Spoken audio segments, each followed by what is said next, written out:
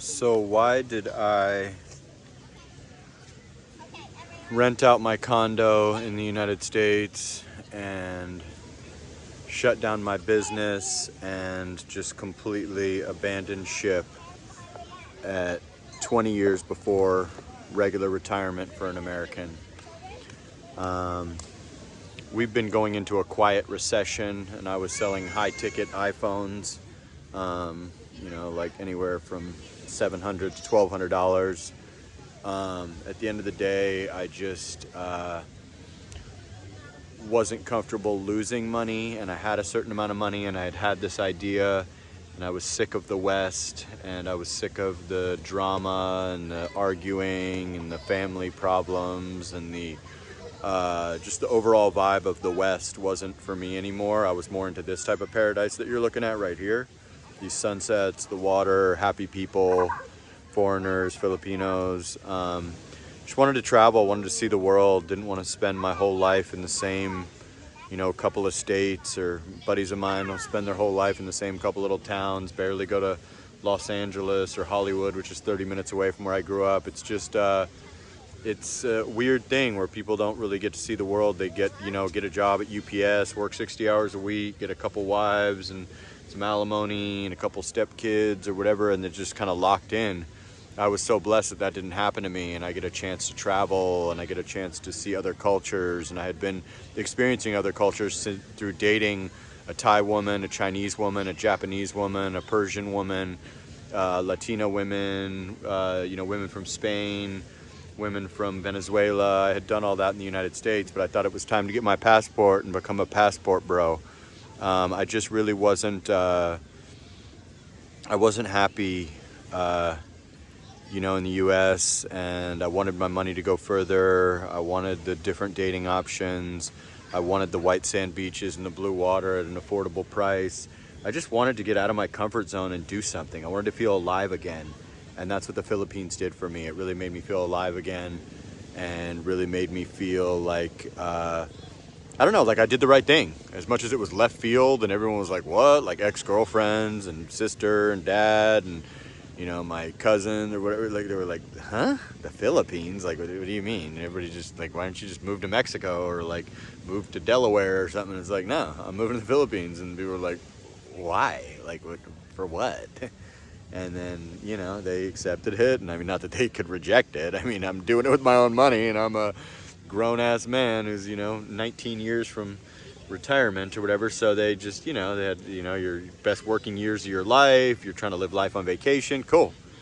Your thoughts are all good. But yeah, tomorrow's not promised. We never know when our final curtain call comes. And I'm going to enjoy stuff like this.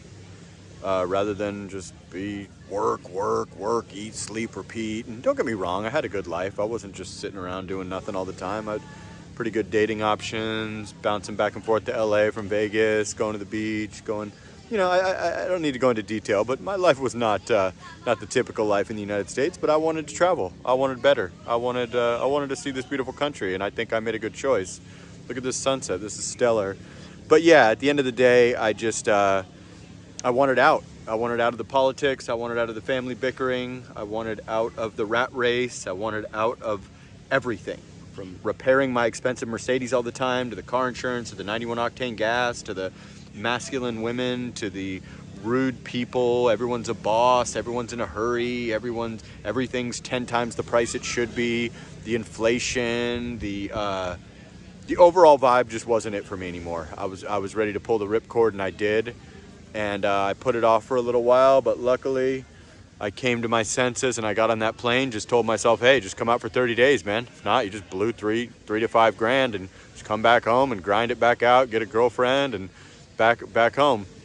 I had a talk with a postman, actually, when I was home, and I said, hey, yeah, I went back home to put my car and all my belongings in storage to give this a year trial run, and I was telling him about it, and he said, really, the Philippines? And he goes, oh man, he's like, that's crazy. And then we were talking and stuff, and I said, yeah, I still got my leather couch and my 65-inch TVs and my Benz and everything, so I'll just come back, if it doesn't work out. And you know what he told me? He looked me dead in the eyes and he said, bro, let me tell you something, bro. I don't have the money to do what you're doing. I'm just a postman and I don't have any savings, but you're never coming back. He said, you'll come back and liquidate all your stuff, You'll come back and visit your father and your sister, but you will never come back. And we kind of laughed and smiled at each other. And you want to know what? He's right.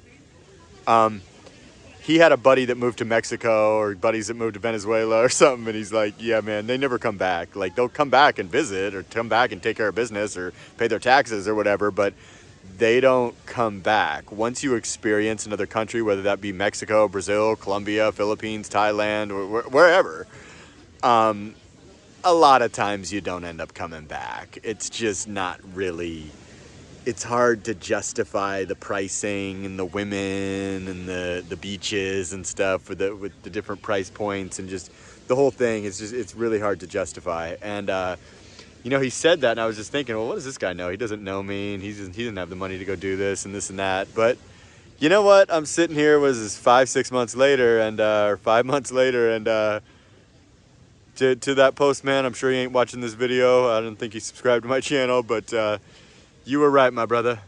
There's nothing to go back to. What am I going back to? What would I go back to? For what? You know, at my age, to what? Get a job or start my business back up so I can stress all the time and just live to work, so I can, even if I can make $10,000 a month, what am I going to do with that $10,000? In America, $10,000 a month is nothing. We're going to start building towards buying a house for what? So the bank can own a house, or so that nobody can inherit it? I don't even have any children. So there just really isn't any type of reason or upside to do it. So yeah, no.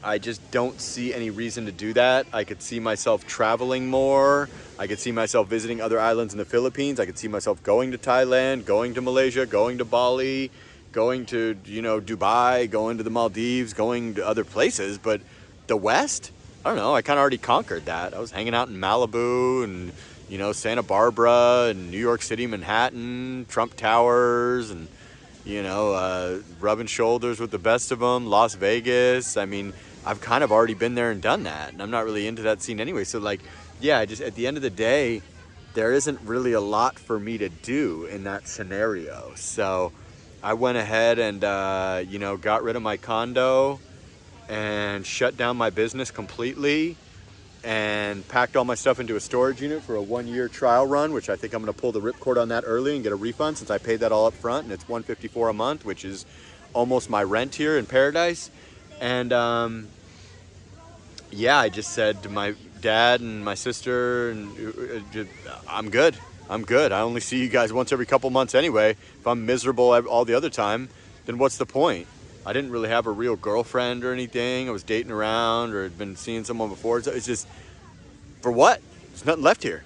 There's nothing here for me. I don't like what this country has evolved into. I don't like the masculine women. I don't like the politics. I don't like everyone being a boss. I don't like everyone in a hurry. I don't like that everyone's so important. I don't like the anger. I don't like the shootings. I don't like the road rage. I just don't like any of it. I am good. It just wasn't really... Look at this beautiful paddleboarding.